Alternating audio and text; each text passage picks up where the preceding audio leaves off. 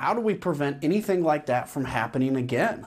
And so I expect we'll have a lot of questions. Because if we don't learn from those blunders, those mistakes, we're going to repeat them down the road, God forbid. Republican Congressman Jim Jordan did confirm that he's the one who sent instructions to the then White House Chief of Staff Mark Meadows the day before the January 6th attack on how then Vice President Mike Pence could actually reject the electoral votes. How brazen was it for him to attempt to serve on the committee investigating the January 6th attack, knowing he actually pushed this coup attempt?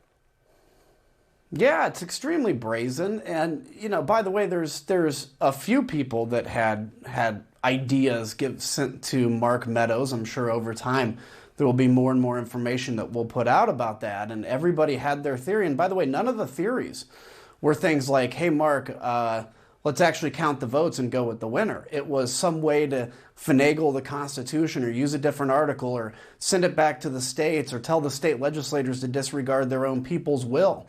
And for Jim Jordan to have done that and then to want to serve on the committee, first off, shows that there would not have been. All he would have served was trying to shut down the legitimate inquiry of this committee. By the way, he wants to serve as chairman if Republicans win the majority of probably oversight and government reform, or judiciary, actually. That's a sad thing. That's a sad notion. And, you know, we used to be the party, Wolf, that was committed to, I'll say, law and order, but also the rule of law. And now we're trying to use the nuances of the law to overthrow the will of the people. That's never been the intention of that. And that's why I think we need to look at the Electoral Count Act, not just look at it, we need to make some reforms, because this dry run on January 6th that mercifully failed, there's a lot you can learn from it if you run this script again.